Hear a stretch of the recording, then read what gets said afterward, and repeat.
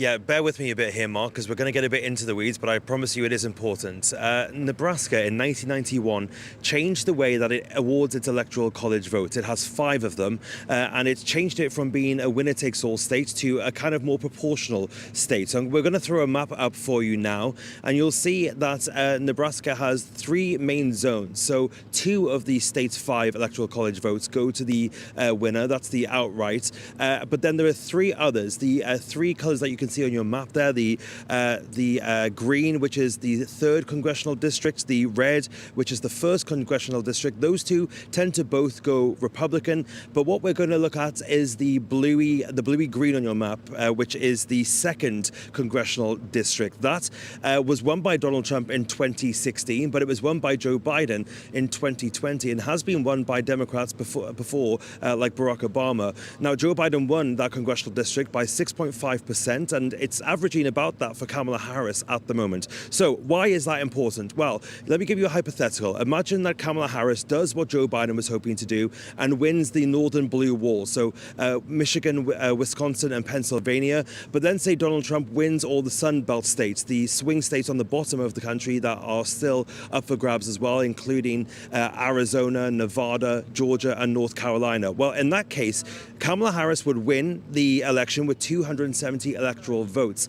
That is because one of those votes comes from that 2nd congressional district, which is over in Nebraska. Now, the Republicans are trying to change the electoral map in Nebraska so that it becomes a winner-takes-all state, like every other state in the nation, aside from Maine. If that happened and the electoral map looked like I just laid out, then we would be at a situation where it was 268 votes to 268 electoral college votes. Remember, you need 270 to win. So therefore, we're in an electoral tie. What happens in that situation? It then goes to Congress. It goes down to the House to decide who is going to be the president. They all vote. Donald Trump has the advantage in the House because there are more Republicans in the House, which would mean that Donald Trump would win the election. So it has become a bit of a battleground, albeit not a traditional battleground state, but there has been movement on this over the last 20 or so years, and the Republicans are still trying to get this changed, and that is an effort that has been reignited now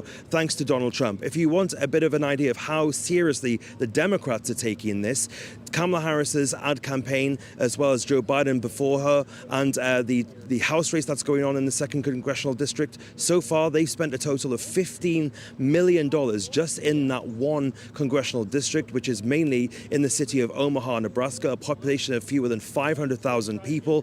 $15 million spent there compared to the Republicans spending just $200,000. So an important toss-up that could come down to prove quite pivotal on election day.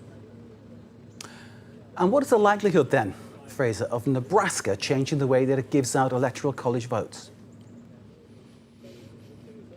Well, really, there's just one man standing in the way of Nebraska changing that. His name is Mike McDonald. He is a state senator for Nebraska. He was previously a Democrat, but switched to the Republican side of the aisle after he was censured by the Democrats in Nebraska for a vote which effectively led to abortion rights being restricted in the state.